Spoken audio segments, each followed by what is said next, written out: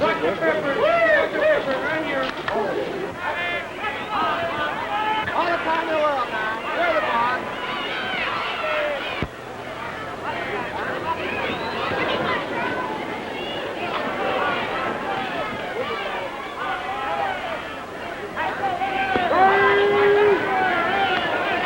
Attaboy, Jeff. 2 more, just like that. All right, Jeff. All right, hold on. Oh, Jeff.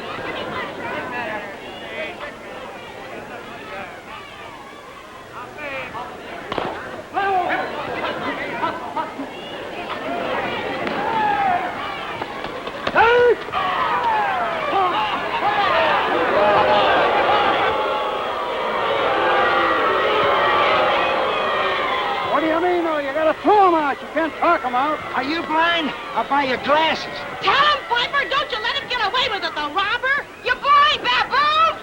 You tell him, sister. Why don't you drop dead? You think you can call them out of the dugout and I'm right out here on top of the plate? What's the matter with you? Let's play ball and I'm gonna fine you $20. Why, you... I'll make it 30. Why, that lunkhead of an umpire, I'd like to... Ah, we'll win, honey, but it's a tough break for Jeff with what he's got at stake. That's all, baby. Come on.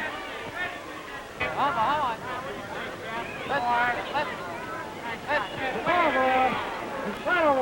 Let's go. Look, that's him in the straw hat next to the owner. With Jeff's record and the way he's firing him in, it's in the bag. Let's go. We're in here.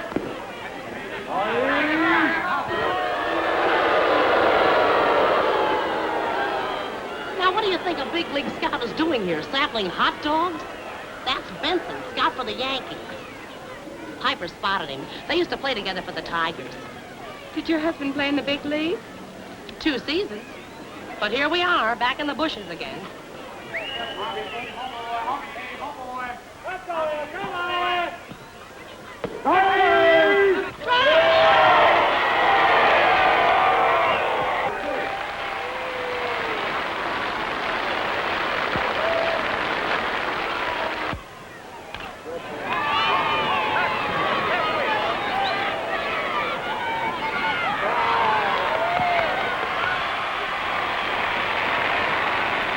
Keep your fingers crossed, honey. It looks like we celebrate tonight. But, Jeff, I have to get to the office early in the morning. Oh, we won't be late. Did Piper tell you? Benson's here. Well, won't be long now. Men are the darndest creatures. I wonder why we put up with it. Come on now, John. This is what we want up here. Come on, John. You're the one out there on that hill. Come on, big boy. Come on, John. Right here now. Right. Up now. Come on, John. Here we go. Here's what it is now. Here we go. Big John. There you go. That's the way to check, John. That's the way to check. Come on now, boy. Come on, John. Bring it in to me now. Right here. That's where we want it, John. Right there. That's the one. He was hit. Didn't you see it? He was hit. Take your face.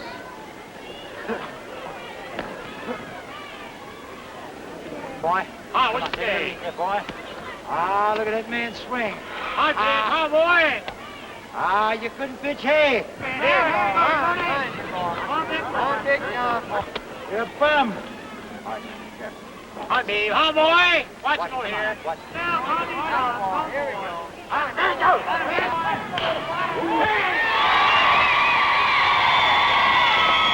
Hey!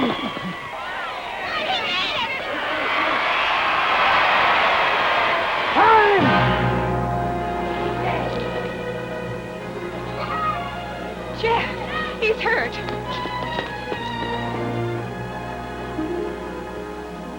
You run for him?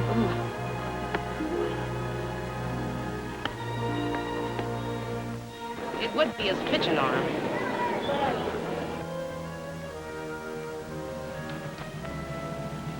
Now look, son, don't you worry about nothing. I broke my nose once. Grew back, didn't it? Why, next season that wing will be just as good as new. Yeah. And that Benson will be right out there watching you, too. I'll bet you. And don't you take that hick doctor's word for nothing. You go see one of them specialists. For Pete's sake, will you let the kid alone? You've told him that 8 times already. Come on. Okay, you don't have to say it. But it just so happens that Benson was there to look me over. Piper said that... What do you want me to do? Spend the rest of my life clerking in a store? Now, I'll tell you what you do, kid. Get yourself a nice, easy job, like night clerk in a hotel or night watchman. You know, where you can sleep. Then every day I'll give you a workout. In a couple of seasons, you'll be right up there in the big league. I'll bet you. Thanks a lot, Piper, but I've had my chance. Oh, what are you talking about? I haven't got another 2 years. Ah, go on, go on. They signed me up when I was 32. For crying out loud, will you turn it off? I waste half my life waiting for that guy. Listen, well, so long, Jeff. See you soon. So long, Piper. Goodbye, folks. Goodbye.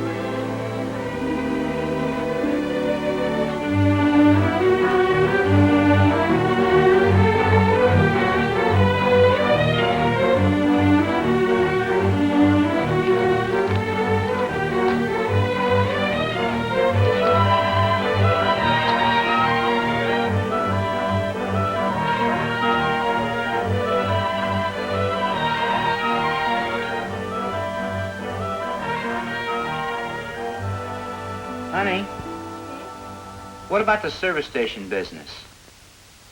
What about it? Well, I ought to be able to work at that. On the night shift? Lay off, will you? That was Piper's idea, not mine. I'm serious. I know something about cars. What'd the doctor say about your arm? Oh, it's okay. Just got to take it easy for a while. All these other jobs, I don't know. I'm just not trained for anything.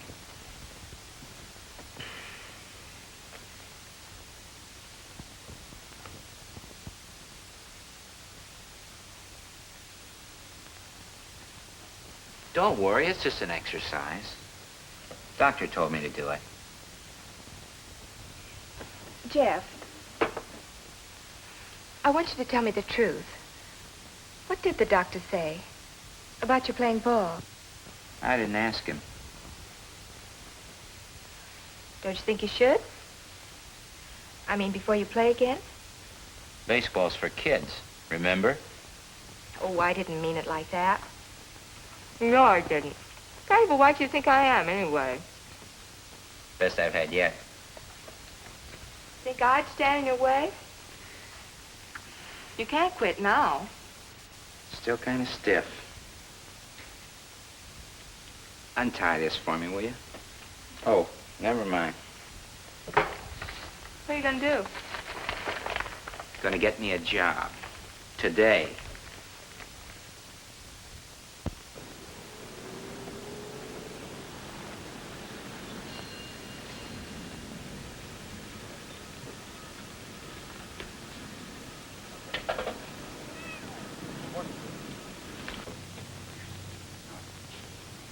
I hope you don't mind my keeping after you like this, Mr. Nelson, but I feel it's my responsibility to remind you of the things you need to keep your car in shape. No, I don't mind.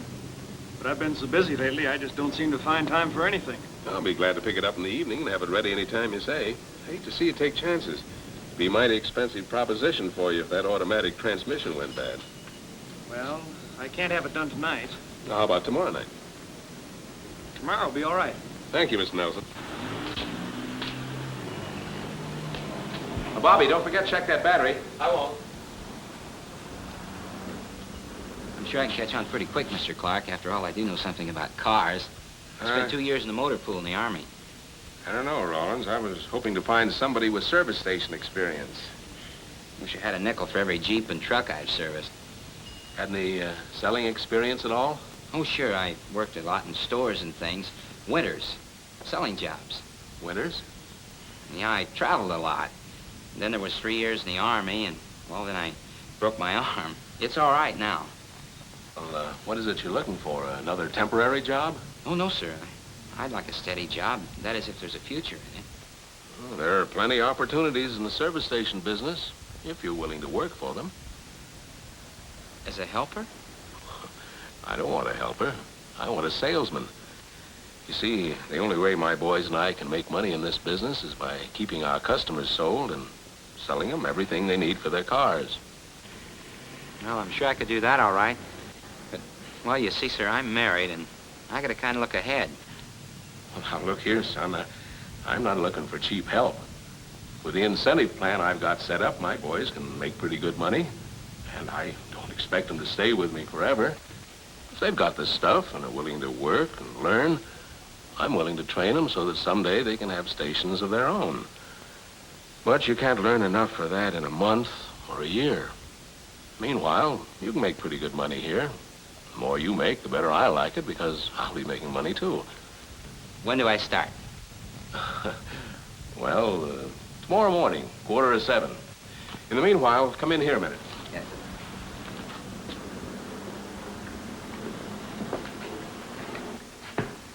I want you to study this booklet. Don't just read it. Study it. It'll give you a pretty good idea of what makes a service station tick.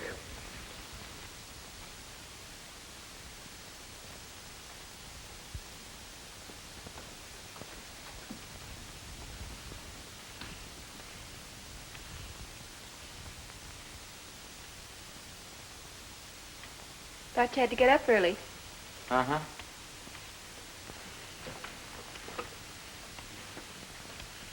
Don't you think you better get some sleep? You know, I never realized there was so much to it. What, exercise? I'm going to take some for my hips. What for? The hips. I like them the way they are. Thanks, mister. But I don't know. I was thinking of this service station business. Jeff, I wish you'd... I always had an idea a guy opens up a service station and sits around until somebody wants something. Oh, so that's why you took the job. I'm sorry, honey. I was just kidding. You haven't told me much about it. Well, so far as I was concerned, it's a job. I thought I had it all figured out. Now, I don't know.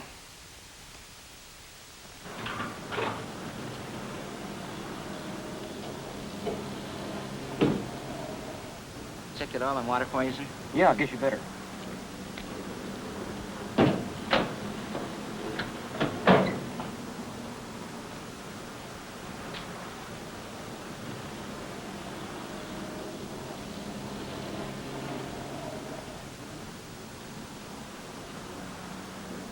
Down quite a bit from the full mark. You want me to put in a quart? All right. 20 grade? Yeah.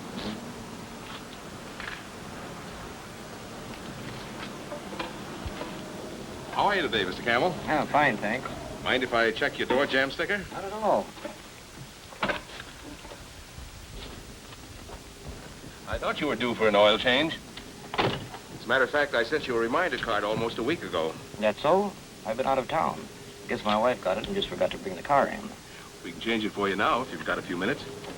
Might as well. Jeff, will you get me a sales and service ticket, please? One of those pads on the clipboard I showed you. And while you're about it, get Mr. Campbell's customer card record in the black box on the desk. Yes, sir.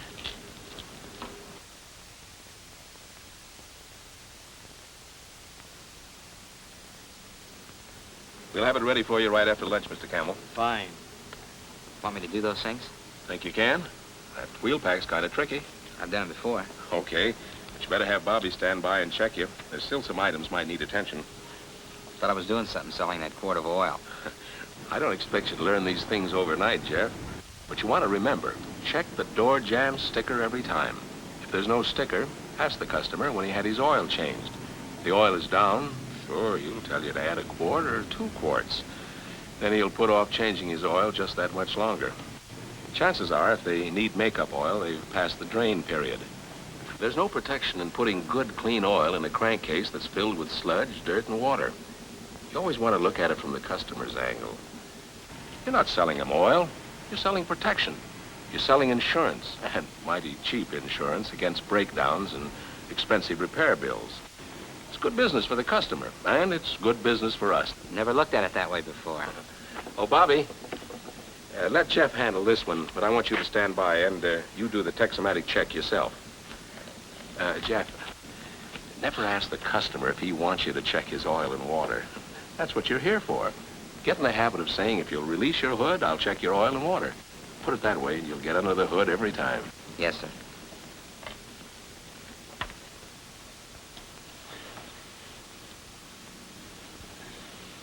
You left-handed? No, this arm's kind of stiff. I broke it a couple of months ago. Another fitting there. Oh. Better use the lube guide. Boss says it sells customers. Helps you sell them more stuff. That's all you hear. Sell, sell, sell. What's wrong with that? Nothing. Only I'm a mechanic. You make extra dough on the stuff you sell, don't you? Oh, yeah. I don't know. It's all right, I guess. No, over here next. Go around the car. How'd you break your arm?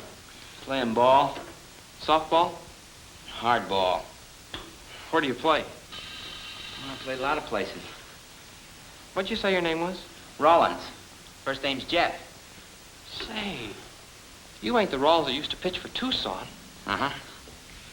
Well, that's all underneath, isn't it? Put the drain plug back, check the rear end. Thought I seen you before. Saw you pitch last summer. Boy, you sure fired him in. What are you doing working here? Gotta eat, same as you. Jeez, sure thought you were headed for the majors. So did I. But, do me a favor, will you? Don't say anything to the boss. I forgot to get the ball club as a reference.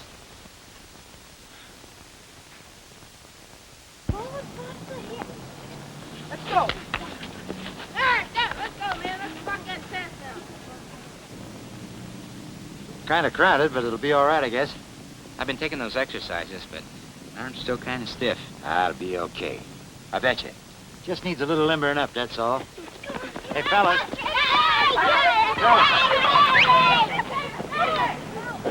Would you mind playing over there for a little while? We want to use the plate here. Where you get that?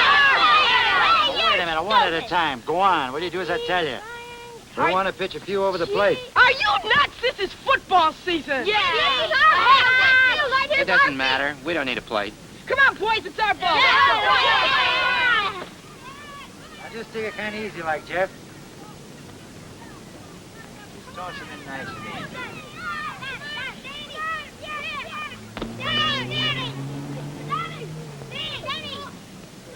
Be better if we had a plate.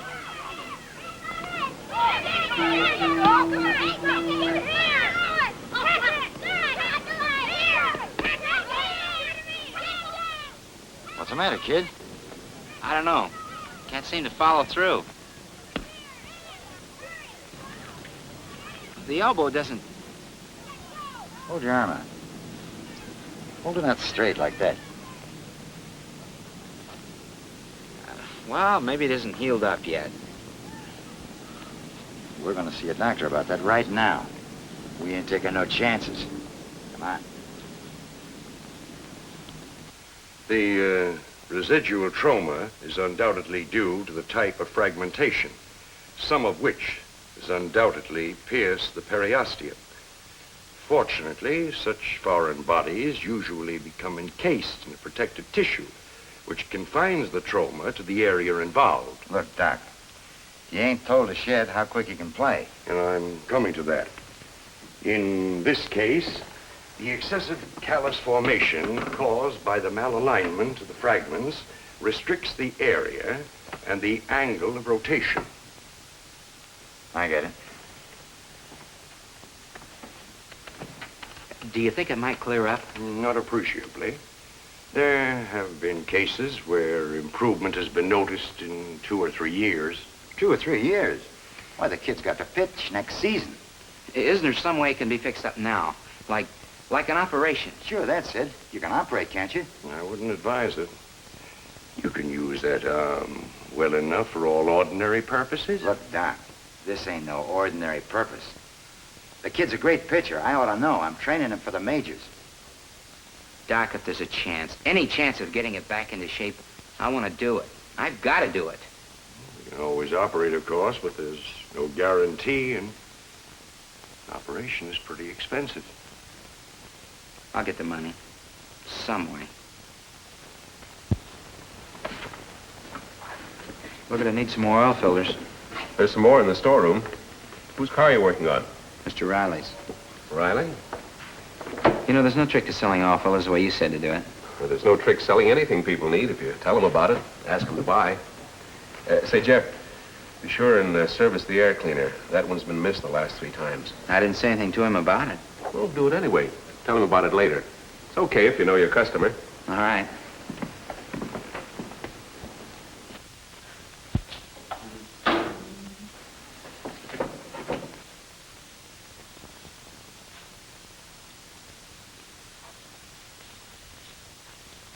Tailpipe.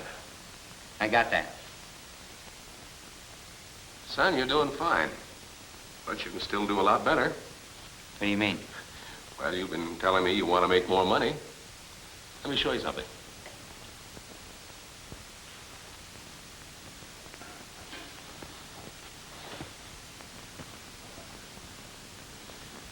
Would you feel safe driving on a tire like this? I wouldn't. Tread's gone. I bet if you took that tire off and examined it, you'd find the cut goes halfway through the plies. I haven't had much luck selling tires. Well, it's not a matter of luck. It's a matter of selling. You want to remember you never sell tires, you sell safety. Well, if that tire skids or blows, Mr. Riley's liable to find himself in a ditch. His wife and kids drive that car, too. So sell him on the protection he'll be buying. You won't have any trouble selling him a new tire, maybe a set of tires. Never thought about it like that. It's just good selling. You know, if you think about it, almost everything we sell is sold to protect the customer and protect his car. Look at it that way, and you'll never hesitate asking people to buy. Yeah, what are you doing? Wiping out the chalk. Oh, I put those marks there on purpose, so the customer will be sure and see them. Make him think about it. Here, put a mark around every cut or bum spot you find. You'll be surprised how it'll help you to sell tires. Thanks. You think it'll be all right? Well, middle cell's kind of weak. But I think it'll be okay. That's the second time in a month it's gone dead on me. How old is this battery? Oh, a little over a year and a half, maybe. Well, it ought to last you a couple of more months. It's nice to hear you say that, ma'am. See, we spend a lot of time keeping our restroom spick and span, and while it's good business for us, we still like to hear you say what you did. Well, I surely appreciate it. Well, have a good trip. And remember, wherever you see that registered restroom sign, you can depend on it. Thank you. We'll be back this way again. I'll be glad to see you. Thanks.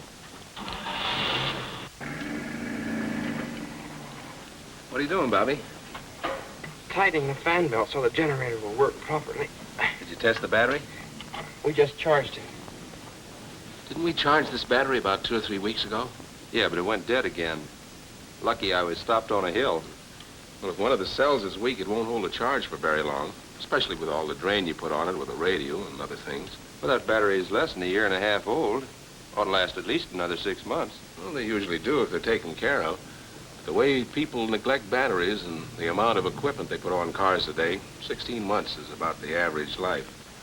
Anything beyond that's liable to prove kind of expensive.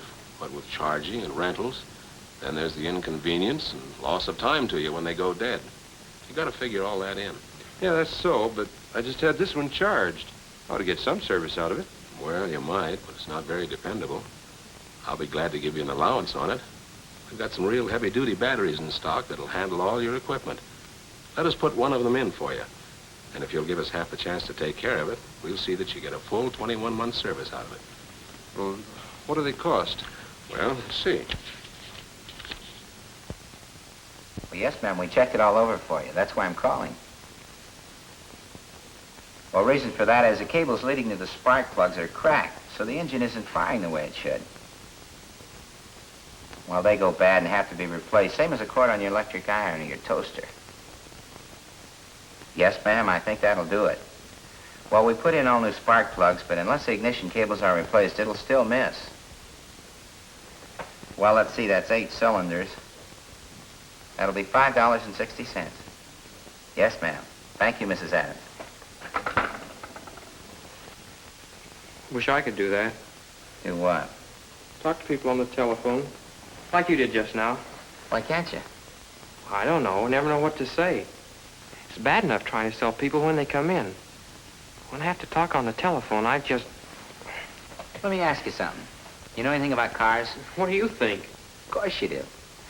People coming in here think you do, too. They think you're an expert. So when you tell them about something, it'll make their cars run better, or save them some money. They'll think you're a right guy and thank you for it. It's not as if you were some jerk trying to sell them something they don't need. Yeah, huh? But, like just now, I charged a battery for a customer. And while I'm putting it in, the boss sells him a new one. That's what I should have done instead of charging it for him. What's the matter? Don't you like that extra dough? I sure do. But, I don't know. Guess I'm just not a salesman. Well, I don't know about you, kid, but so far as I'm concerned, as long as there's a chance to make extra dough, I'm going to keep pitching.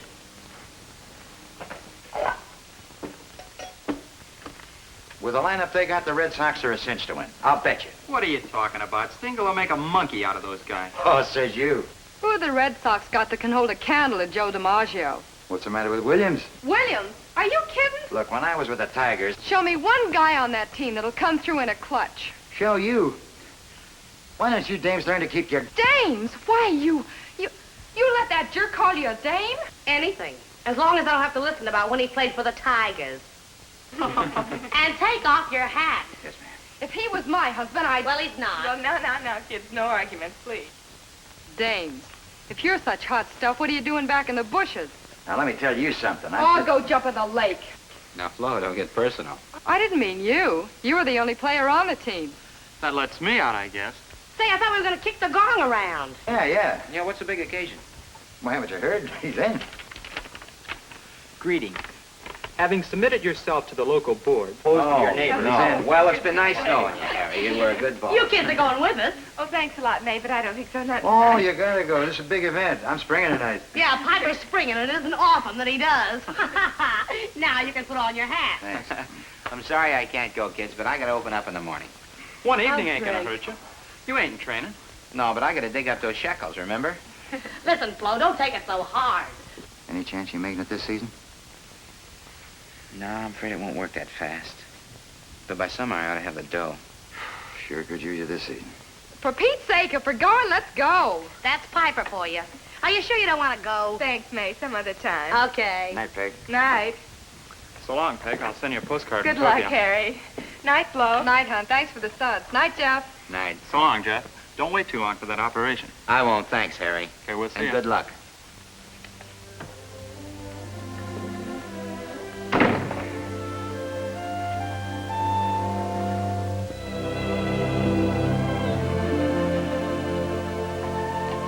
You didn't want to go, did you? Of course not. You don't have to say it like that. You're a good gang. Boy, that Flo sure knows her baseball. The way she goes after Piper, that's something. Funny how baseball gets in your blood.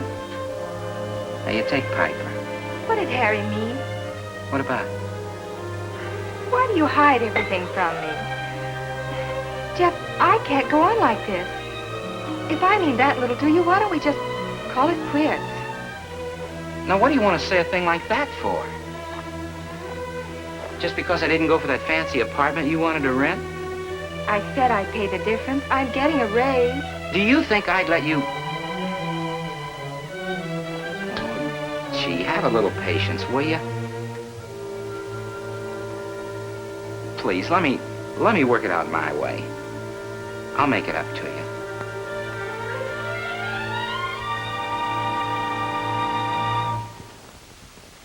Well, I agree with you, Jim. Maintaining your service should be your first consideration. That's how you built your business.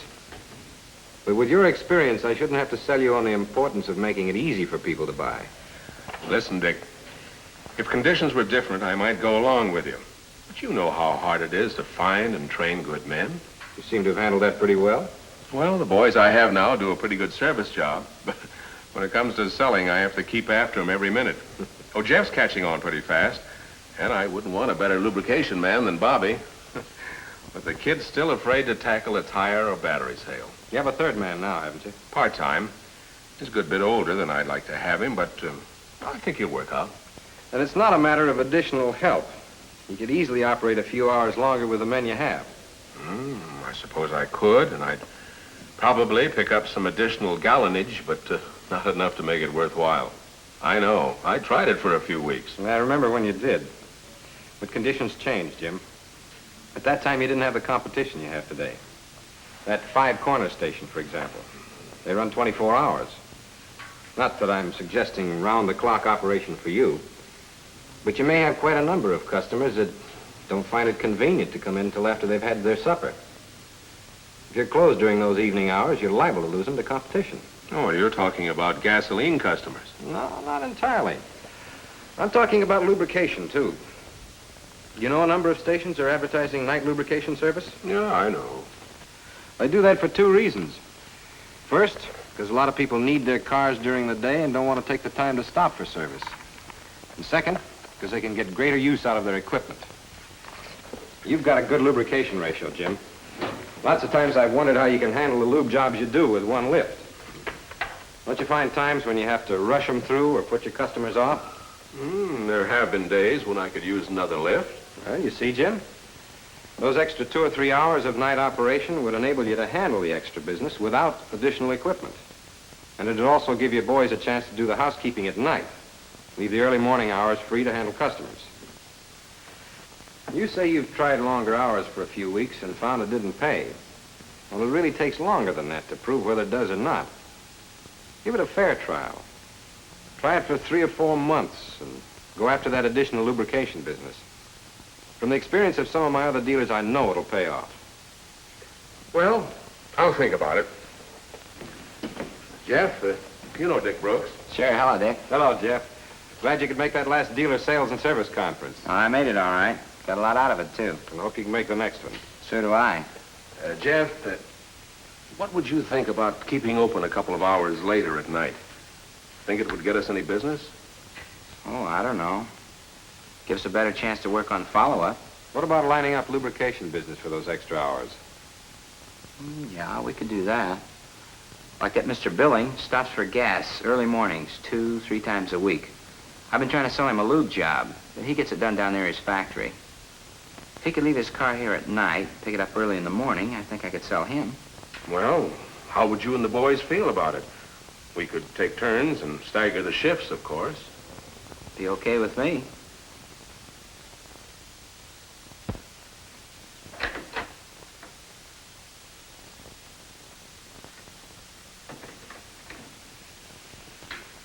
Is that you, dear? Uh-huh. Sorry, I tried not to wake you. That's all right. I wasn't asleep. Shall I fix you something to eat? Thanks, honey. I had supper. Going back to sleep. I don't need the light. I will not. I see little enough of you as it is since you started working on the night shift. I don't know. Between your job and mine, if our hours only jibed, it wouldn't be so bad. I'll match you to see who quits. You're too anxious. Besides, I like my job. I like mine. Do you? Well, sure. Jeff, when did you stop exercising your arm? Oh, a couple of months ago. Why? Because I just stopped. Do you think an operation would do it? Do what? Didn't your teacher ever tell you never to answer a question with a question? Sit down, I want to talk to you. I will in a minute. I gotta brush my teeth.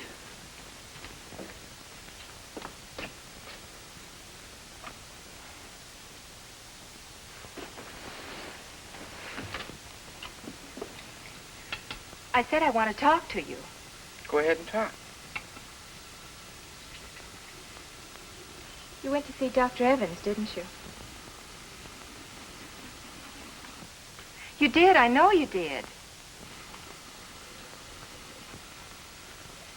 Did he think an operation would do it? If you don't answer me, Glad that's my key.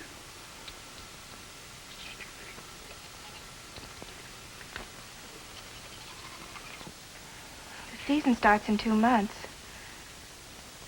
If you have it done now, you think it'll be healed in time? Answer me!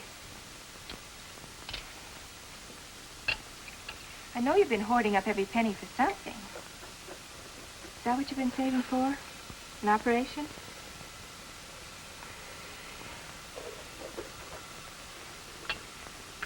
Jeff,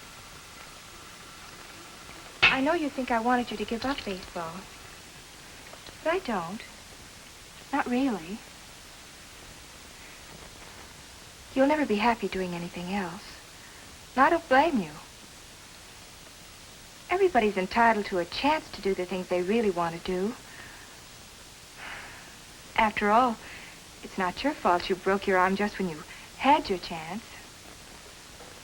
Thanks, honey. You're still the best wife I've had yet. Trouble is, you never tell me anything. Sometimes I get so mad I could... What do you want me to tell you? Jeff, if you need some money, I have some.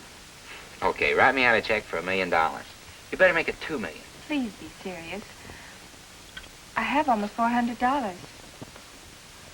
Do you think I'd use your dough? Why not? It's ours. Honey, it's... Look, you're sweet, you're wonderful, and I love you, but...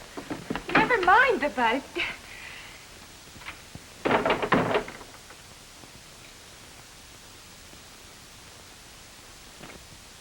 So you see how important it is that he has it done now? Oh, he doesn't have to know that I'm giving you the money. Just tell him that it's not going to be as complicated as you thought. And, well, that he ought to have it done now. I wouldn't advise it. Oh, what difference does it make? After all, I'm his wife. He doesn't have to play baseball. Oh, but he does. He'd never be happy doing anything else.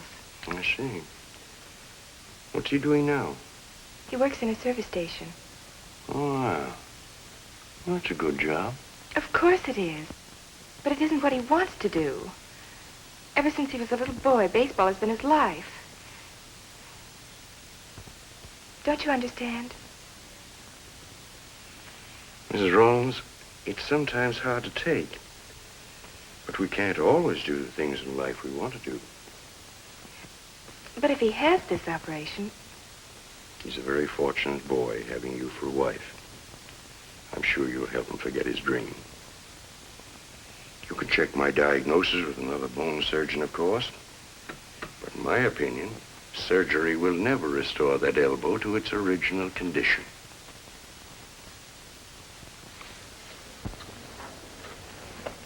Where's Bobby? I'll be in a minute. I'm getting dressed for his big day. Your wife sure makes wonderful fried chicken. Best I ever had. She shouldn't have gone to all this trouble. Try and stop her. Well, here's Lover Boy. Hey, lay off, will you? What time's your date, Bobby? Oh, about half an hour. You'll have plenty of time. This will only take a few minutes. Better grab some of that feed. No, I'm taking my girl off to dinner. Go on. It won't spoil your appetite. Now, the reason for this little meeting is, I think it'll help us all to get together, say, once every week to see where we stand. You fellas are just as interested in sales figures as I am, in checking over where we're doing a good job and where we can do a lot better. Because it's only by knowing where we stand, what departments we're weak in, that we can put in that little extra effort that'll help us all make more money. First, let me say, we're doing fine on oil and lubrication business. I'm very happy about the number of oil changes we're getting. But we've got to keep pitching, as Jeff says, and keep trying for more drains instead of just selling makeup oil.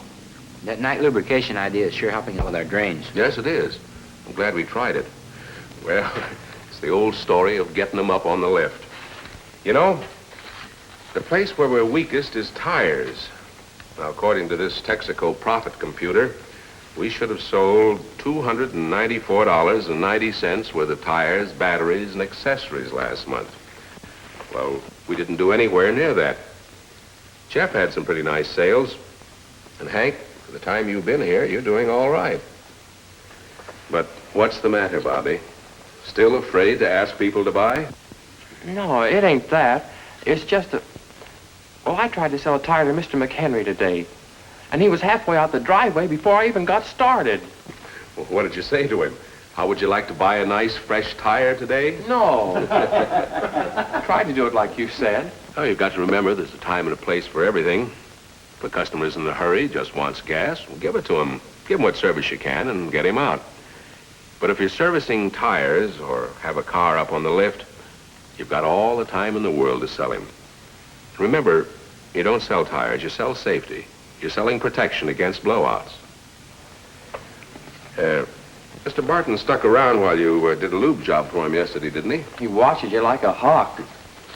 There are 2 tires and a spare on that car that should have been replaced a long time ago. Did you say anything to him about it?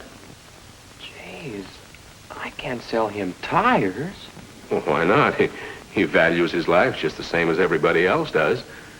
Don't you think you owe it to him to at least call his attention to the fact that his tires are unsafe? How about calling him on the telephone tomorrow? I wouldn't know what to say. There's nothing to it. Just tell him while you were lubricating his car, you checked the condition of his tires. Tell him about the chances he's taking driving on those tires. If you can't sell him new tires, sell him retreads. Want me to take a crack at him? No, I want Bobby to do it himself. And I'm going to keep after you until you do. The point I'm trying to make, fellas, is this. There's a lot of tire business that we should be getting that we're not getting. Right in our own neighborhood, with our own customers. I'm putting their names on your due list. And I want each one of you to make a pitch for those tire sales. And keep pitching. Did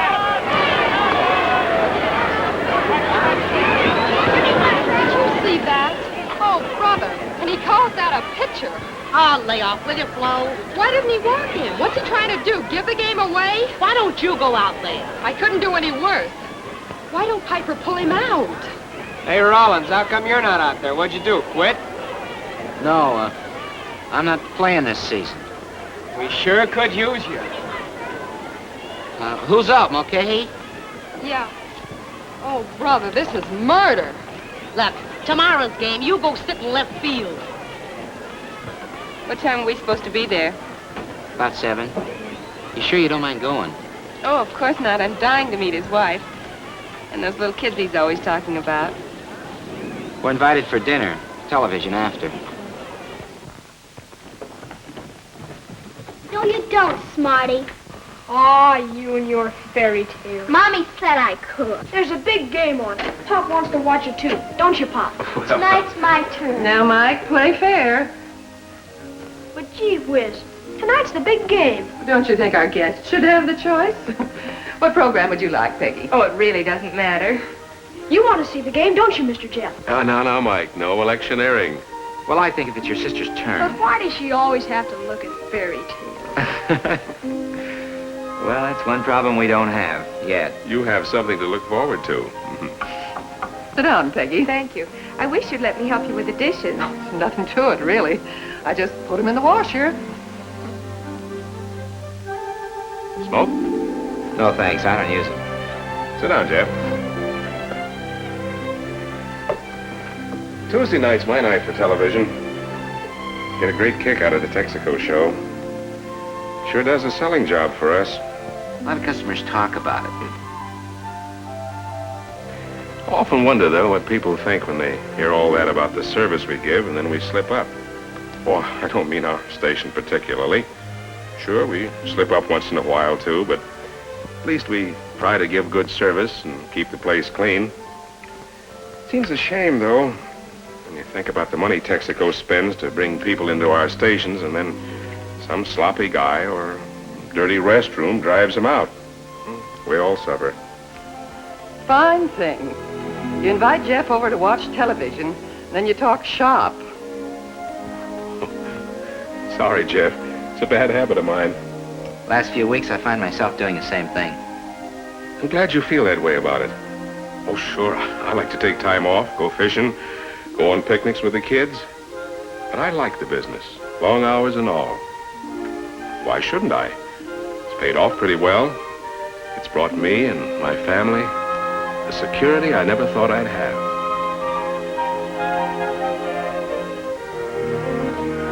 Kind of dark out to play ball, isn't it, Mike?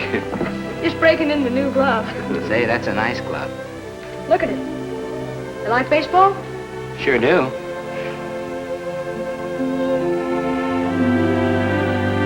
I'm on the school team. I pitch. Well, good for you. He's darn good, too. Do you know what a screwball is? Well, yeah, it's a reverse curve. Will you show me how to do it? You know when you pitch a curve, how you snap your wrist when you turn your hand over? Mm-hmm. Well, with a screwball, you snap your wrist in the opposite direction, causing the ball to break in the opposite direction. But I wouldn't try it for a while if I were you. Why not? Well, it's an unnatural delivery. Takes an awful lot out of you. Can you do it? Well, there was a time when I could.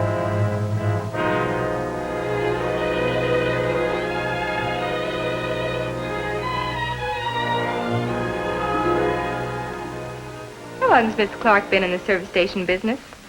I don't know, a long time, I guess. Why do you ask? Just wondering. Come to think of it, 10 years. That is with Texaco. Sure was proud the day he got his plaque. I had fun tonight, didn't you? Uh-huh. They're awfully nice. She couldn't be nicer. Even the dog. The whole thing was so nice and warm and homey. He's a mongrel. Well, what if he is? He's sweet and intelligent and lovable. I don't care if he is a mutt. Does everything have to have a pedigree or a batting average? I just wish we had a mutt and a place to keep him and a couple of kids and a television set for them to fight over. No. Well, what brought all that on?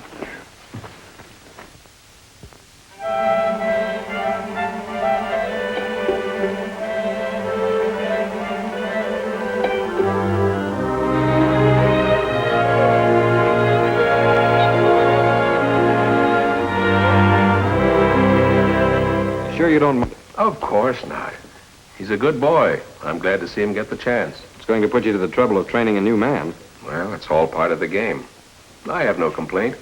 The time he's been here, he's done a darn good job for me. I'm sure you won't make a mistake. How do you think he'll feel about it? Well, let's ask him. Say, Jeff, come in a minute, will you? You bet.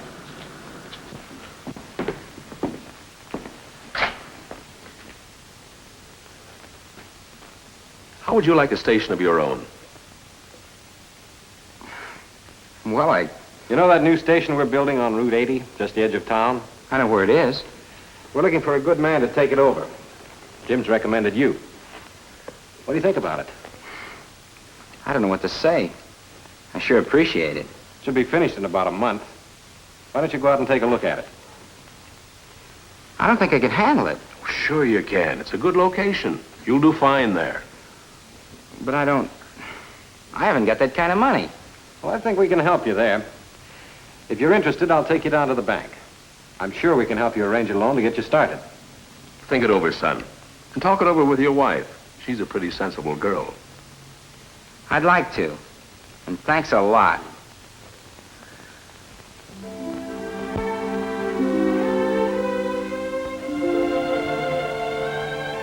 Nice day. What are we parked here for? Peggy, don't you like it here? Well, yes. Why don't we go out in the country and get away from all this traffic? Oh, but gee whiz, the traffic's important. All right. So the traffic's important. Jeff, I don't get it. You asked me to take the afternoon off. You don't tell me why or what, so I take the afternoon off. Then you drive 6 times around the ballpark and then park here and watch the cars go by. Yeah, I guess it does seem kind of screwy. Why don't you sit here and I'll get back to my job? That's just the point. What point? I don't want you to keep on working. I want you to have a nice home, a mutt, and a couple of kids. Okay. Which shall I have first? That all depends on this. It starts right here. Don't you see? Sure. You're always complaining I never tell you anything, and then when I do... Too much. I can't stand it.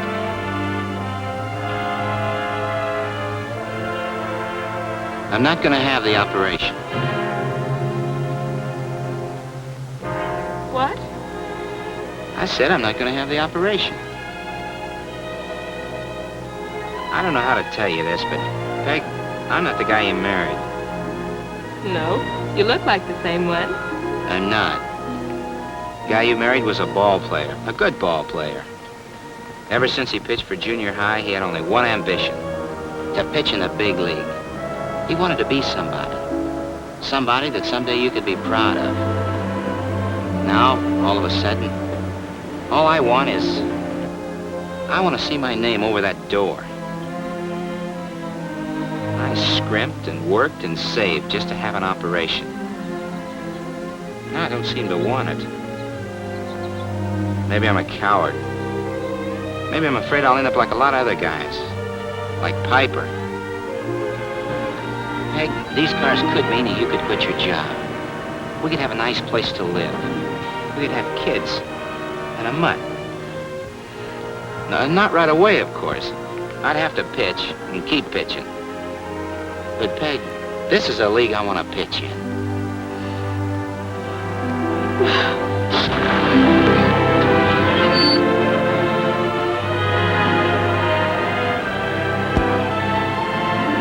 Hey, Bud.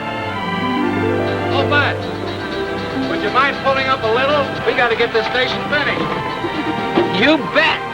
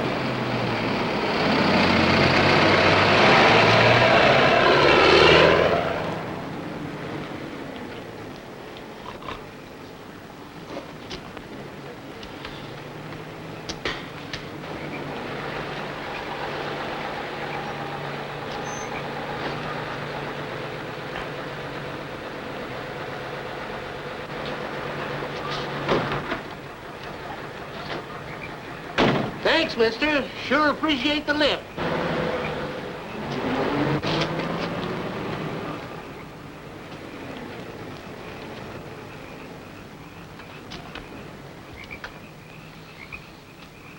Sure smells good. What does? California air. Always smell this good? How would I know?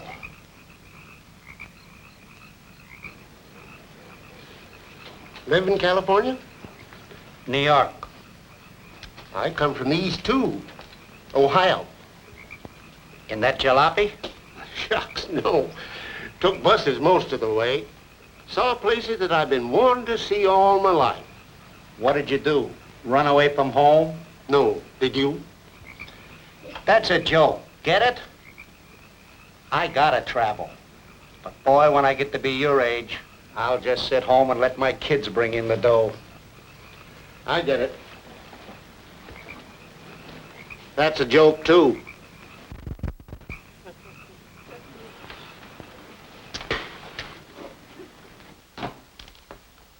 Give me a one-way ticket to Riverside. Riverside, What time's the bus get in? 1:15. Holy smoke. Where's the phone? Right there.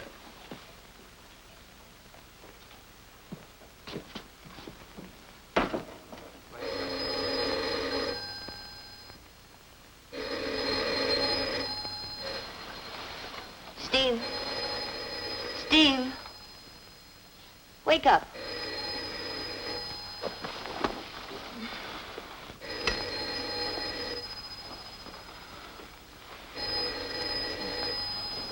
What? What?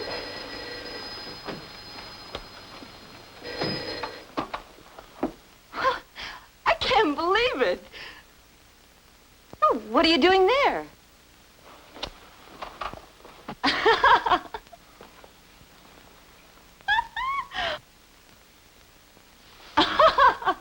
Who are you talking to? Won't you ever grow up? Who is it? Just leave the key under the mat, like I used to do for you, remember? You got a mat, ain't you? All right. Goodbye, honey. Goodbye, darling. Would you mind letting me on? Uncle Clem. Uncle, where is he? On his way here? That's wonderful. My goodness, where are we going to put him? Where is he? I'll go pick him up. Oh, I know. He's hitchhiking or taking buses. The important thing is, where is he going to sleep? With Jimmy. We'll get a cot and put it in Jimmy's room. Well, that's tomorrow night, but what about tonight? Oh, don't worry. We'll manage. We'll manage. You go to bed.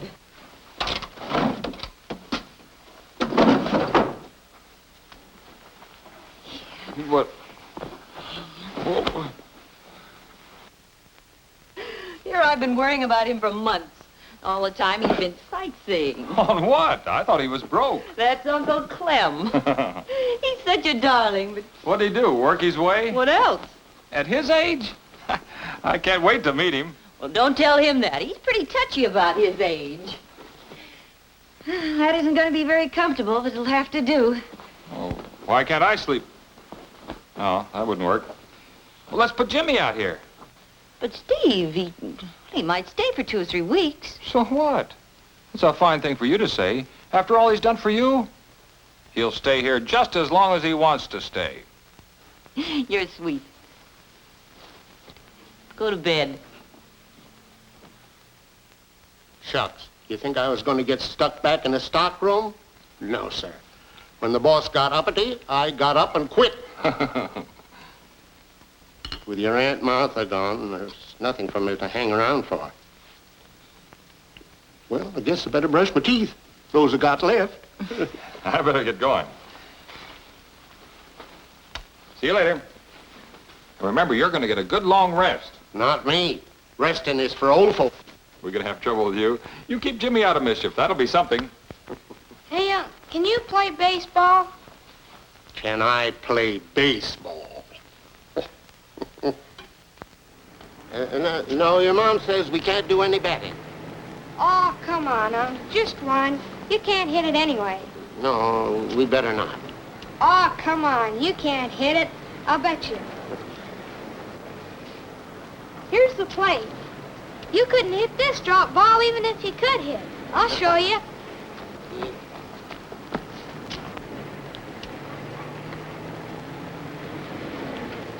No, don't just hold it. Swing at it.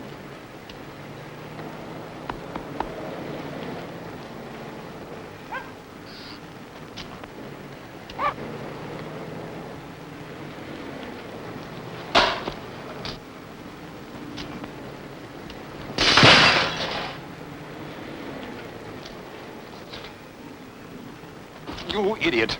I've warned you repeatedly against playing ball around here. It wasn't his fault, mister. This time I shall insist that you be punished severely. It was an accident, mister, and I'll pay for it. Accidents don't happen. They're caused by stupidity and malfeasance. I said I did it, and I'm awful sorry. You did it? Yeah, you see... A man of your age indulging in such infantile wantonness? Incredible. I don't know about that, but I'm willing to pay for the window. It was my fault, Professor Johnson. Jimmy, I don't know what I'm going to do with you. I've told you not to play ball in the yard. Now, Chris, don't blame the boy. It was my fault. I'm sorry, Hector. I'll call and have someone fix it right away. I told him I'd pay for it. Now you go on in the house. And there's no movies for you this week. You have my sympathy, Chris. It's bad enough to have a destructive boy on your hands. But to be burdened with a man in his dotage is insufferable. Now, look here, you pipsqueak. Please, Uncle Clem.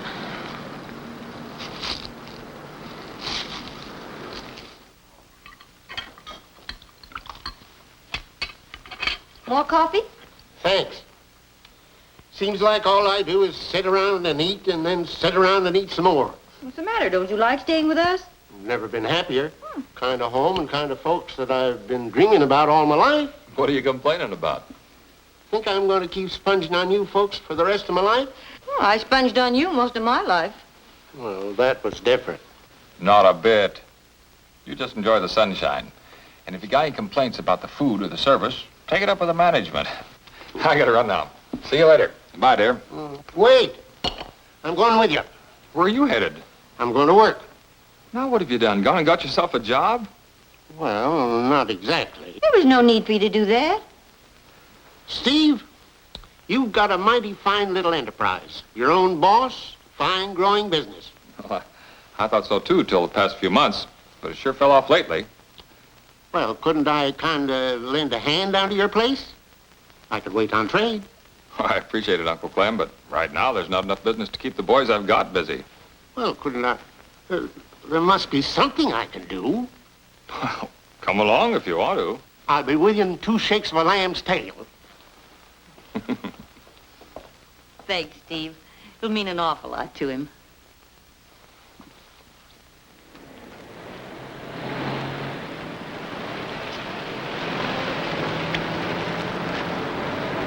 Come on, Hotshot, get those displays out. Okay, Sarge. But you cleaned the loop base tonight. Action for it. Nothing doing. I got stuck 3 nights in a row. Restroom's clean? Check. Morning, fellas. Morning, boss. Morning, boss. Pumps need polishing. That's on the schedule for tomorrow. Okay, but wipe them down. How don't you meet Uncle Clem? Eddie, Mike, this is Mr. Randall. Hiya, Mr. Randall. Clem's the name. Hi, Eddie. Pleased to meet you. Hi, Mike. Clem has an idea he'd like to revolutionize the service station business. Oh, now, Steve, I didn't say no such thing.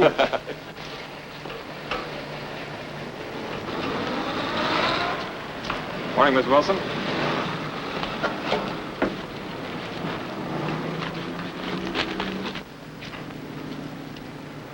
Mighty fine little gas station. Not gas station, service station. Oh, beg your pardon. Service station. Think I'm going to like this business. Go right ahead. I'll do it. That's all right, I'll get it. Good morning, Mrs. Clark. Good morning, Eddie. Shall I fill your tank with Sky Chief? I'll take 10 gallons, please. Yes, ma'am.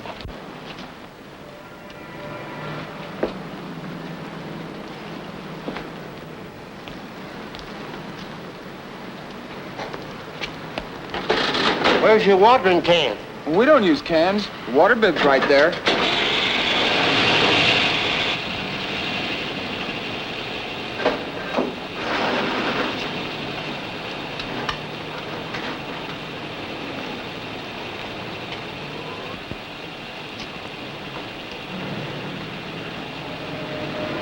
What are you doing? Just giving you a little service. Don't you want no water? Well, can't you wait until I get this thing out down here? Oh, excuse me.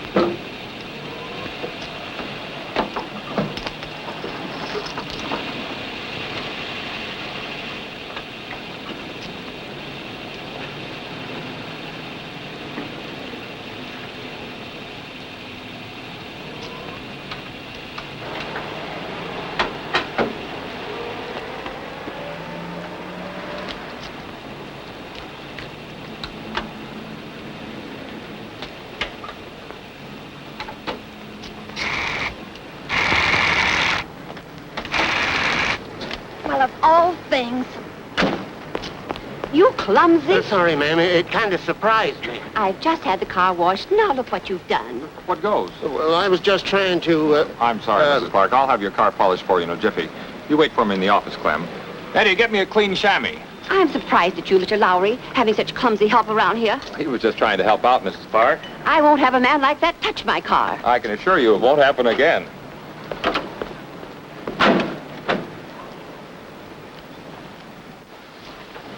Oh, shucks. A little water won't hurt nothing. I guess you better leave the island to the boys and me, Clem. Won't happen again. Once I get the hang of it, I'll show you. I'll do it perfect this time. Mike can handle it alone. Well, I can save you time by putting in water and things like that until I learn about the gas. Well, thanks, Clem, but there's more to it than that. You see, we've built this business on service, and well, that takes a lot of training. It's a job for youngsters like Mike and Eddie. Why can't I do it? Oh, you think I couldn't get around fast enough? Oh, of course you could, but, I just don't believe in having anybody work on the island without a uniform. think I wouldn't look good in the uniform, Daddy? Oh, not at all. You'd look fine, but, I just don't have one to fit you, that's all.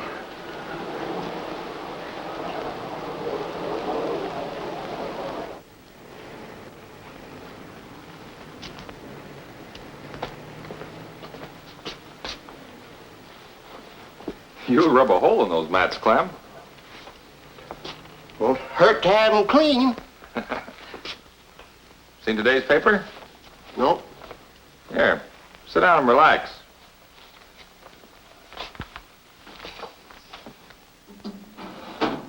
Say, maybe I could sell some of those mats.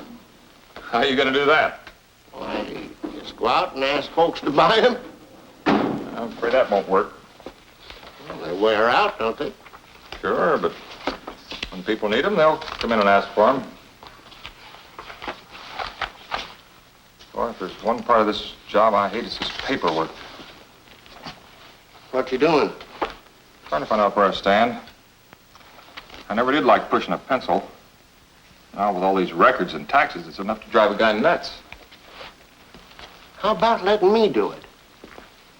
You serious? I had an office job once. I don't know much about bookkeeping, but I wouldn't wish this job on my worst enemy. That job I had in the lumber yard, I had to keep records. Kept them pretty good, too. Boss said I did. Had a lot of jobs clerking and all kinds of office jobs. Okay. You asked for it. Is this going to be my desk? It's all yours.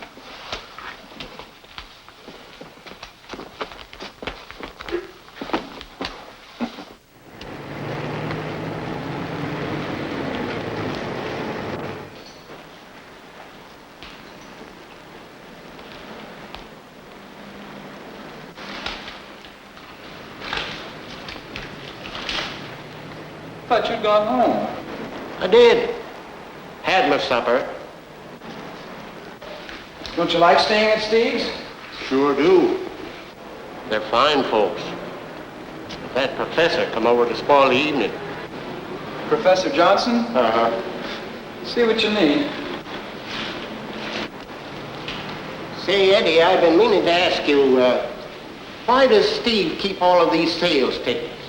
342s? Darned if I know. Except maybe in case somebody blames us for something we didn't do. Much trouble making out all of this stuff? No, they're good job tickets. Sure help sell stuff. Things you gotta sell on a mileage basis.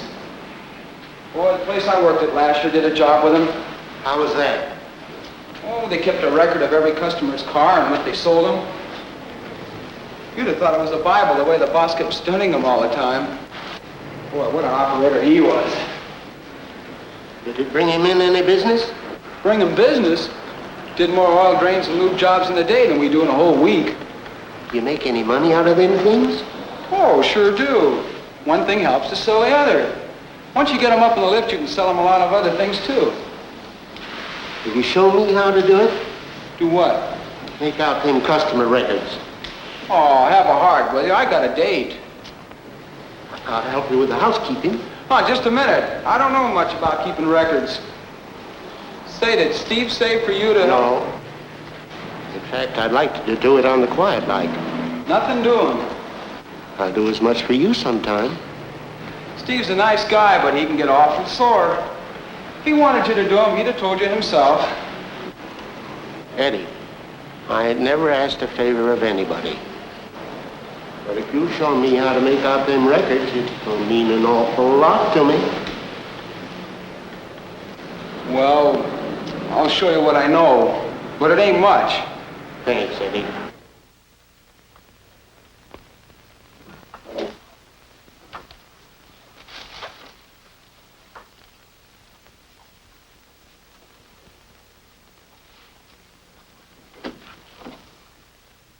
Did you see Jimmy's report card?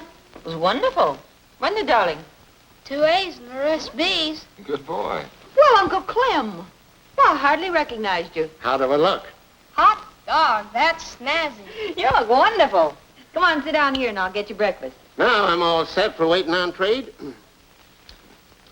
Say, Steve, how do you go about selling folks on changing their oil? I've been looking over them sales slips and... I wish you hadn't done that, Clem. Done what? Ordered that uniform. Paid for it out of my own pocket. That's not the point. You said you didn't want anybody waiting on trade without a uniform. I had a little money left and... Look, Clem, I appreciate your helping out with the books, but selling at the island is... Well, you just don't learn that overnight. Are you through with the paper, Pop? I told you I don't want you reading at the table. Now, don't ask me again.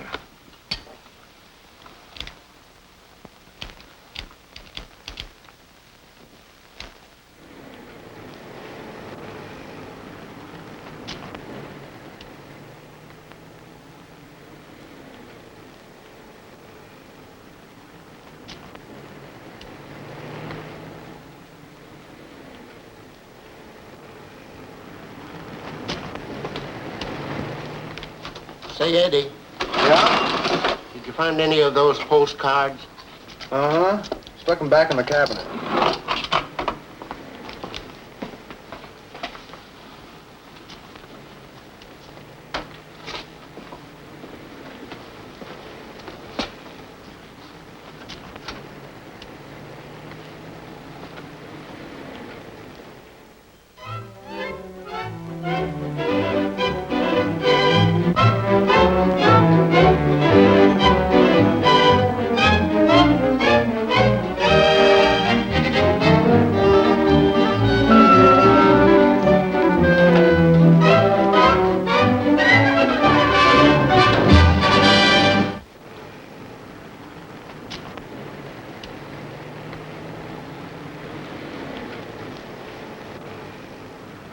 I'd be glad to pick it up Monday or any other day, you say, but it just seems like all the customers pick this weekend to have their cars serviced. Here you are, kid. What have you got there? Oil change and a wheel pack on the Ols. And don't forget the Texamatic check every 1,000 miles. When did you promise it for? Christmas? It's got to have it by 6. Who's on tonight? I am. Oh, Eddie, I hate to ask you to do it, but would you put in a couple hours tonight? I'll make it up to you. But there are 4 jobs I just couldn't turn down. Gee whiz, boss, I got a date. I know I did, but...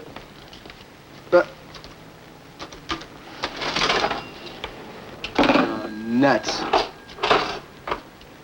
Say, did you send out those reminder cards? A few. A few? Just how many is a few? About 50. Worked fine, didn't they? And I'm the dope that had to tell you about them. Do you know how many of them have come in so far? No. How would I know? I'm only the guy that has to do them. Out of the 50 cards that I sent out, 12 have already come in. I've been keeping track. Now, isn't that just dandy? Think I'll send out another bunch right now. Over my dead body? What's the matter? Look, Clem, I've gone right along with you. But when you go do a thing like that... Like what? Don't you want Steve to do business? Well, sure I do. But you use those reminder cards to get business on the days you need it. Not on a weekend. And then only as many as you can handle. Never thought of that. I'll say you didn't. Neither did I, till just now.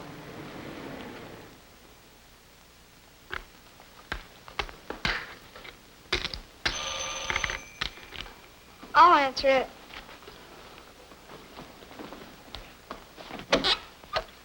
Good evening, Jimmy. Hello. Is Mrs. Johnson here? Hello, Professor. Come on in. Good evening, Stephen. Oh, sit down, sit down. Is Sue, She's out in the kitchen with Chris. You know Uncle Clem. Yes. Good evening. Hello. I can't stay but a moment. I'm preparing a new lecture on fissionable materials and their relation to chain reactions. Oh, that's the stuff they make atom bombs out of, isn't it? In the same general field.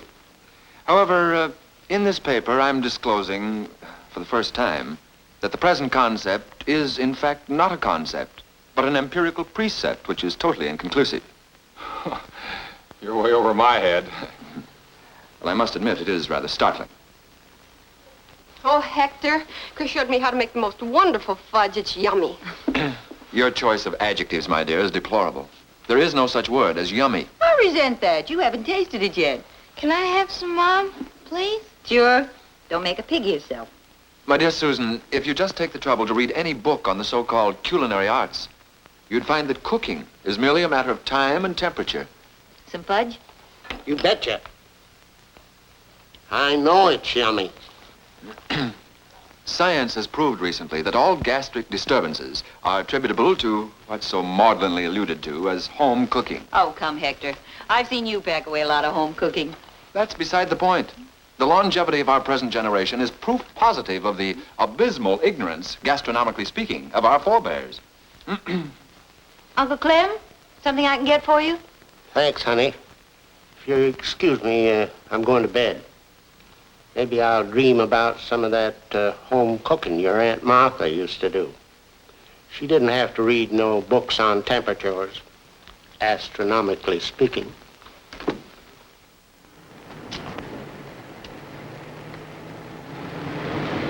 Sure has made this station sparkle. One of the best. Does a fine service job, too. What's his gallonage now? Average is 14,000, but his oil and lube ratio's way off. Clem, I've asked you to keep off the island. The boys can handle it. But Mike was on a call and Eddie was busy. He could have dropped what he was doing. He knows the customers. Some of them don't like to be bothered. I wasn't bothering the man. I said, drain your oil, mister, and he was the one that... How did you know he was due for a drain? Did you check the sticker? No, I got me a list. The folks who need things. Here it is. I made it up from those sales slips.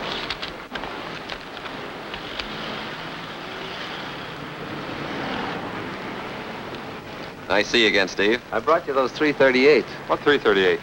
I got a message of Mr. Randall phone. Oh? Oh.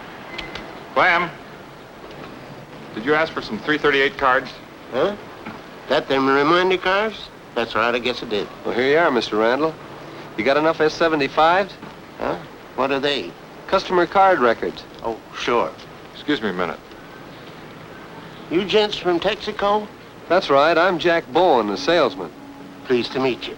This is Frank Miles, our dealer service representative. Nice to know you. How are you? Say, I wonder if you fellas could help me out with them customer records. Be glad to. It's our job to help you build business. And I don't know a better way to do that than with a real follow-up program. Oh, I'm doing that. You see, I'm kind of the inside man. But there are a lot of...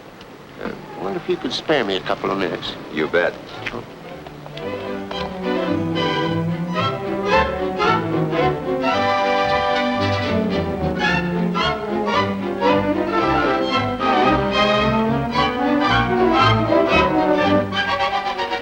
How do? You Mr. Calder? That's right. I'm Clem Randall from the Lowry Texaco service station. Yes? We ain't seen you down at our place lately. We don't like to lose your business, so if there's anything we did to displease you, we'd sure like to know about it and make it right. No, it isn't that. It's just that, well, I've been getting my gas to the new station down the street. It's more convenient for me. Yeah. Well, you see, Mr. Calder, we feel responsible for the care of our customers' card. That's why I come around to check up with you. Now, you see here? Now, this is a record of your car and what was done on it. Like at 23,000 miles, we packed your wheel bearings. You ain't been in lately, so we can't tell if it ought to be done again. 23,000 miles. I must have about 35,000 on them by now.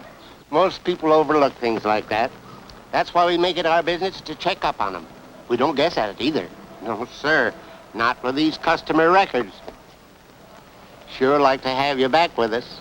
Well, I'll be in again.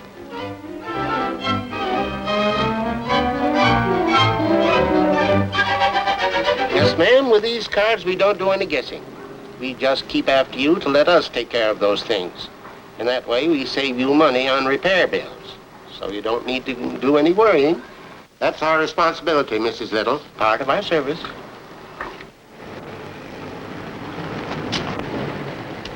Say, Mike, you know that Mrs. Little? Black Cadillac? Yeah. Haven't seen her the past few weeks. Must be away. No, she ain't. How do you know? Friend of yours? Never you mind. She'd like us to pick up her car tomorrow. She wants a lube job and wants us to check it all over for her. She lives up on, I know where she lives.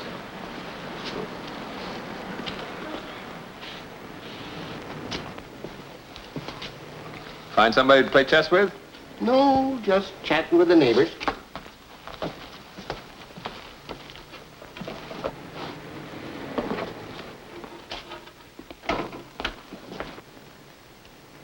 What are you doing with that? This? Digging up a little extra business for Wednesday. Kind of slow last Wednesday. I got all my customer records right up to date. That Texaco feller showed me how to do it.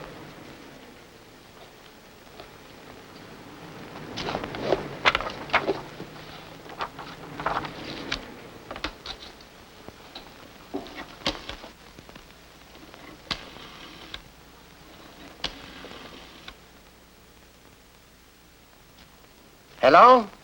Mr. Morgan in? Oh, is this Mrs. Morgan? Well, no, thank you. I'll call again when they're home.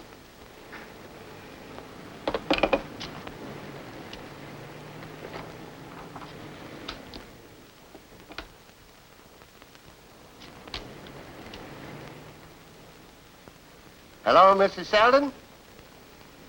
This is the Lowry Texaco service station. Yes, I know. But we sold the car. Oh. Well, if there's anything we can do for you, we'd like to serve you. Thank you. Goodbye.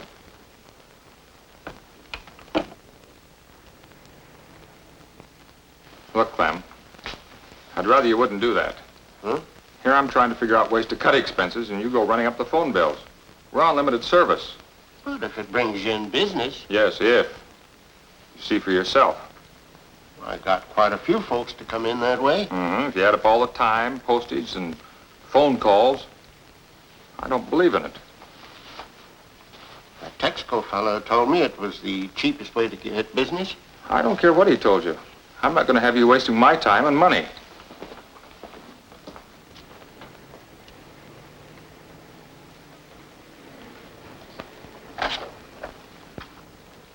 Can you spare me $1 worth of nickels? I'll sure appreciate it.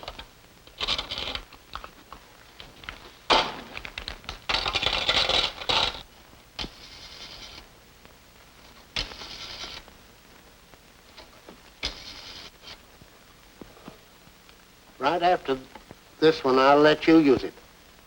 Hope you don't mind, miss. It's very important. Hello? Mrs. Hopkins?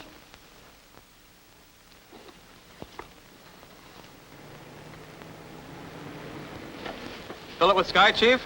You know I use regular gasoline. Yes, sir. Fire, Chief. Shall I fill it up, Professor? 5 will do. And hurry, please. Yes, sir.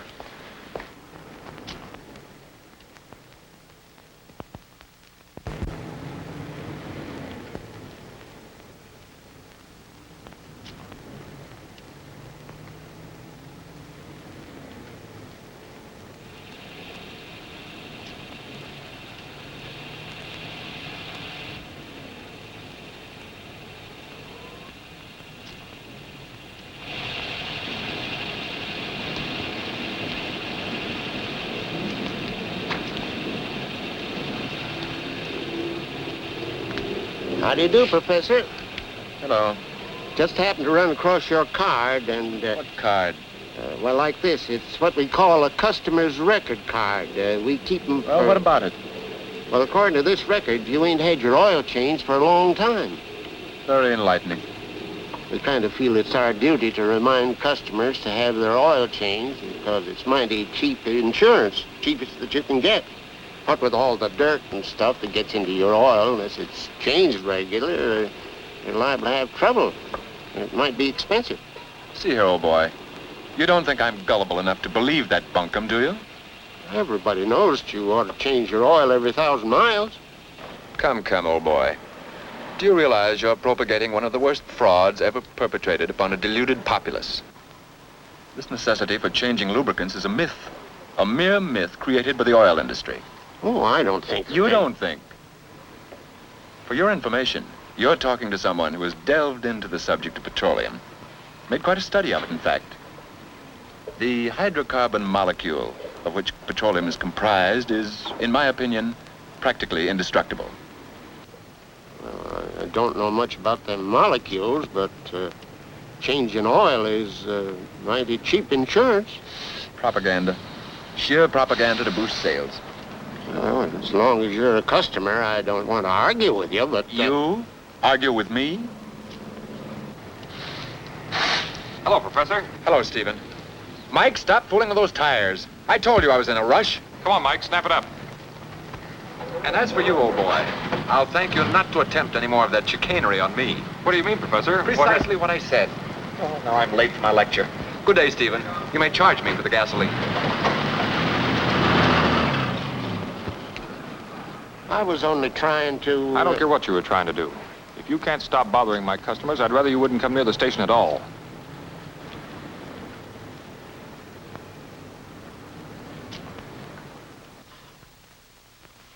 Steve, I don't want to interfere, but you know yourself that Hector can be pretty difficult at times. That doesn't have anything to do with it. Don't use that tone of voice with me. It's because... Excuse me, folks.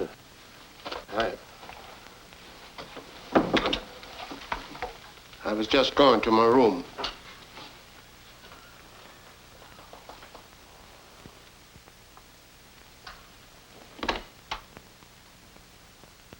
Even the article warned against the dangers of sludge and stopped-up oil lines, especially with stop-and-go driving and changes in weather.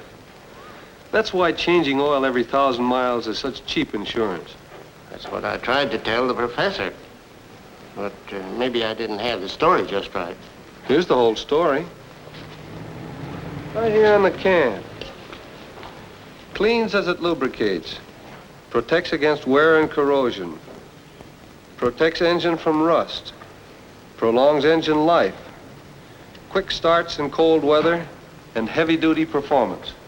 Mighty fine motor oil if it does all them things. The best. We're real proud of the skill and know-how it takes to make it. Oh, tell me, how's the follow-up program working? Fine. I got 5 new customers last week. I think I'm going to sell one of them a set of tires, too. Good for you. I wish you could find time to attend our dealer sales and service conferences. You'd get a lot out of them. Wish so, too, but you see, I don't do much waiting on trade. I'm kind of the inside man.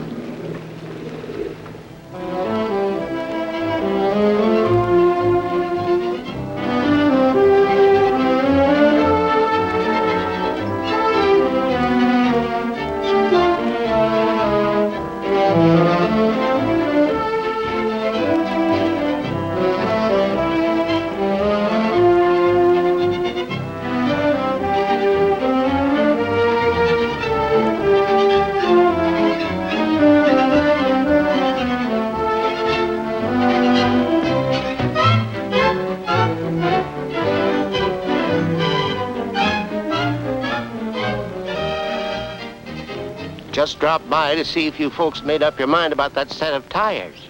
I don't know. My husband did get your card yesterday. Be a lot safer for you on that trip to see your new grandson. He did say something about seeing you before we leave. Thanks, Mrs. Holman. Hope you enjoy your trip.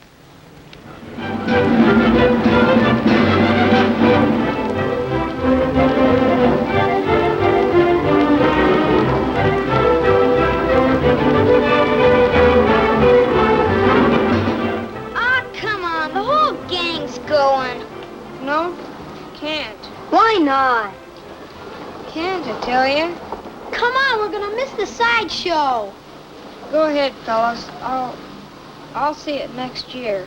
Are you kidding? Wait a whole year to see a circus? Come on, will ya? I want to see the freak. Okay. So long, fellas.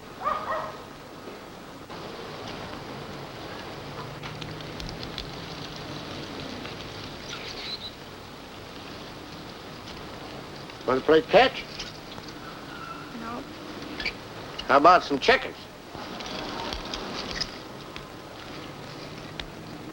Next time you won't be shooting spitballs. I didn't do it. And you didn't want to tattle on the fella that did. That it? Tell your pop that? He wouldn't listen to me. Keep a secret? Your pop and mom went to the city. They won't be back before supper time. Here. Go on, take it. A year's an awful long time between circuses.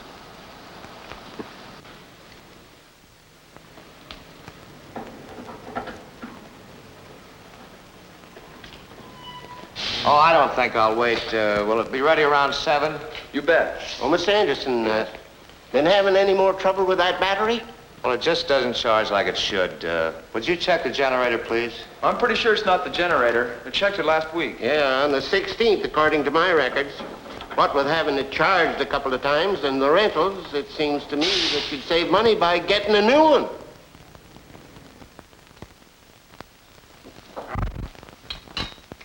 Sorry I'm late, Chris, but when you get a chance to sell a customer... It's all right. Nothing's spoiled.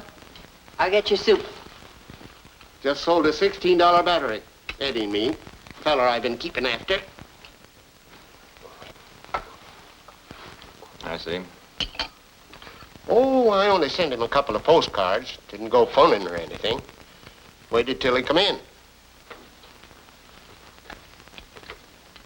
My due list's working fine. Got 9 oil drains today. How many times have I told you not to throw food into your mouth? Pull up your chair. Manners are getting worse all the time. Get your elbows off the table.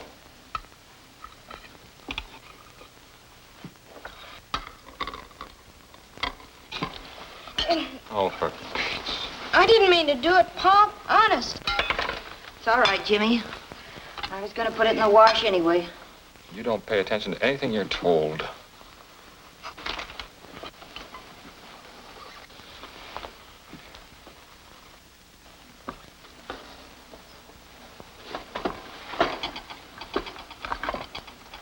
What have you got there?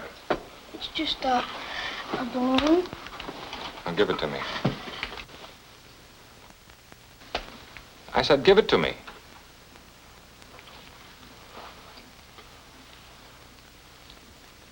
That does it. So you did go to the circus? He didn't want to go, Steve. I'd rather you'd keep out of this.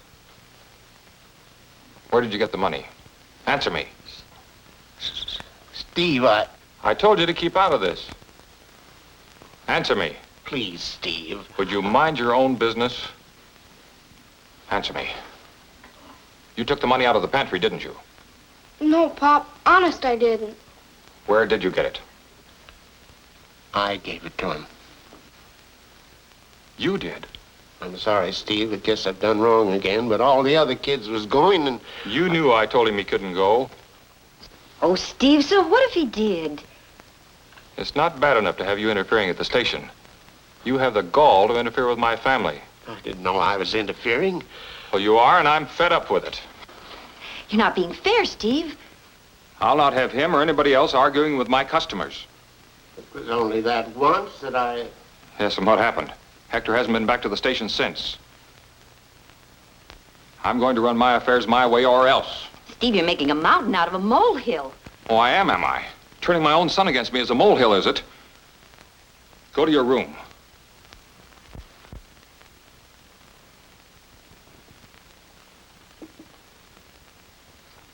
It's all my fault, Chris. I'm sorry. Seems like everything I try to do lately is wrong.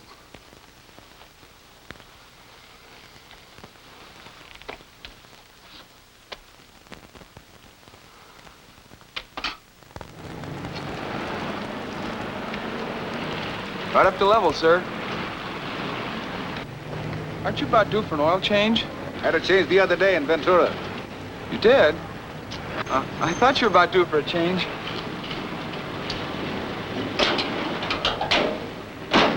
Lucky that fella in Ventura checked the sticker. Going 2,000 miles. It pays to play safe.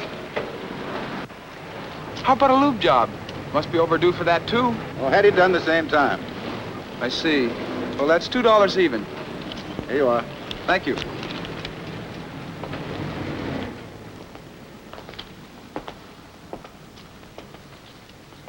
Say, boss, I wonder if those drain stickers are such a good idea. Sure they are. They're a good quick check. Yeah, but sometimes they lose your business. Like Mr. Sherman just now. Dealer up in Ventura spots their sticker and sells them an oil change. And a lube job to boot. Well, he comes in here often enough. We should have spotted it first.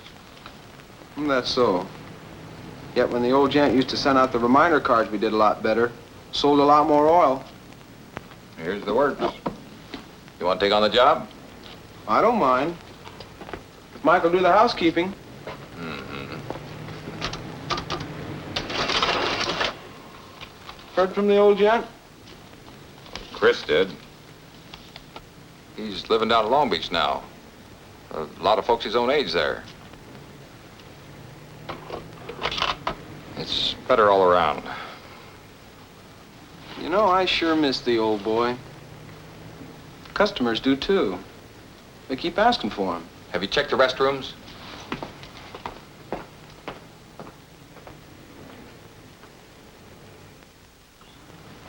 Here, Jimmy. You take the lunch. Oh, dear, I forgot the salt for the eggs. That's all right. I have plenty of everything. A mere platitude, my dear Stephen. A verbal dodge, designed specifically to lull the masses into a state of bovine complacency. I wouldn't go so far as to say that. Oh, dear, I forgot to close the windows. Do you think it's going to rain? Could be. It's clouding up. No, certainly not. Barometric pressures are completely reliable. What you see is merely some nimbus stratus with but two stratocumulus. Slight precipitation, perhaps, nothing more. Hector knows all about meteorology, don't you, darling? Meteorology? Well, I should scarcely say all. Well, get in, Susan.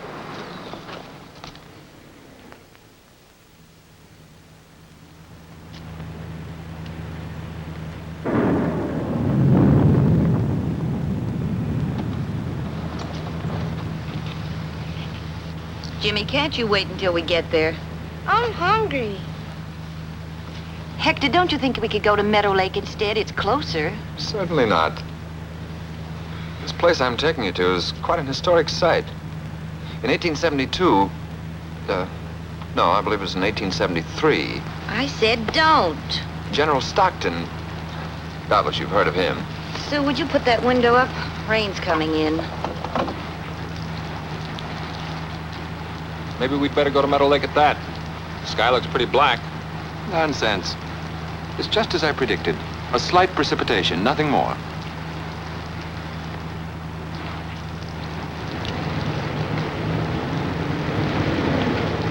As I was saying, in 1873... What was that? Doesn't sound good to me. Better stop. I'll take a look.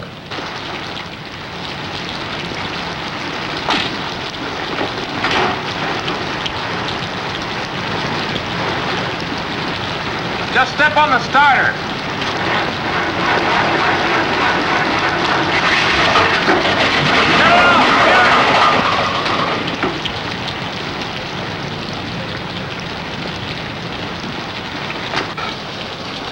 How far back was that last town, remember?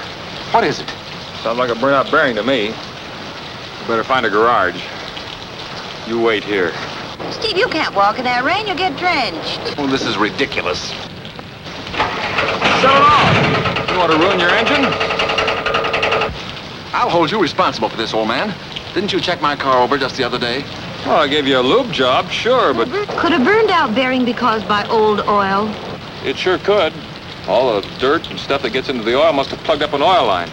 You see, what with these sudden changes in weather... That's a ridiculous alibi. You're supposed to be looking after my car. Just a minute, Hector. As I remember it, my uncle did his darndest to get you to change your oil. Wasn't that what all the fuss was about? Your loyalty to your uncle and husband is very touching. However, I fail to see you. Oh, don't be frightened, darling. Only a slight precipitation. If you're alluding to my prognostication of the weather, I must point out to you that my prognosis was predicated upon the fact that... Oh, Hector, why don't you shut up?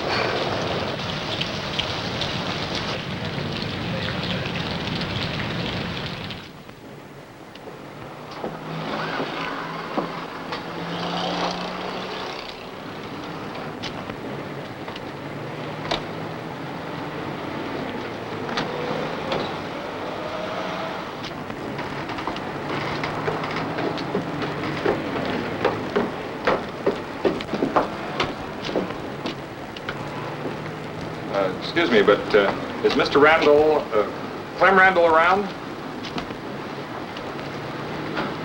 Does Mr. Randall live here? I said, does Clem Randall live here? No use you're shouting. You can't hear anyway. Oh, I'm sorry, You looking for that nice young fella, Clem? Yes, that's right. You happen to, He up and left. I have a mind to leave myself. Oh, do you know where he moved to?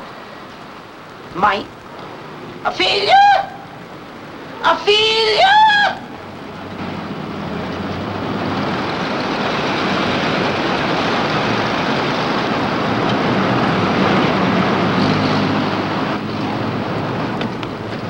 Must be some mistake. Maybe this is where he gets his mail. What a layout.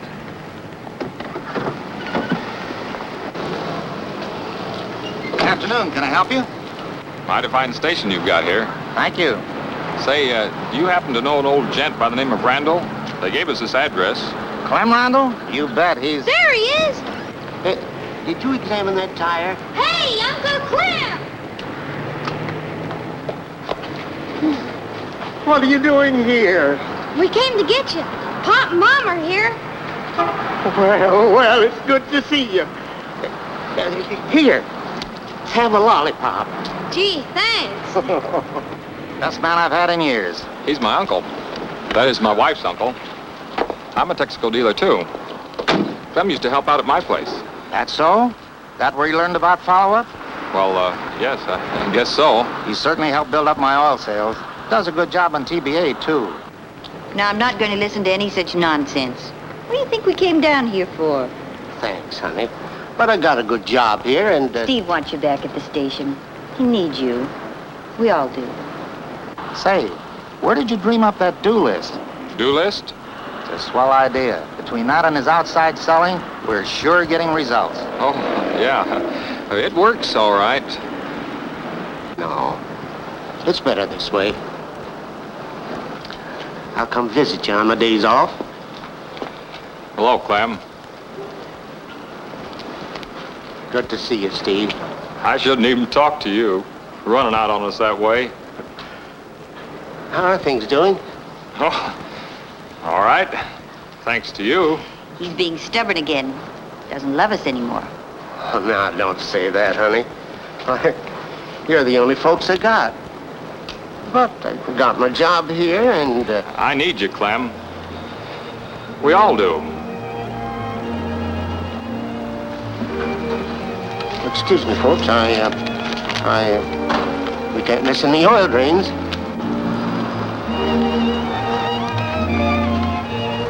Great old boy, Uncle Clem.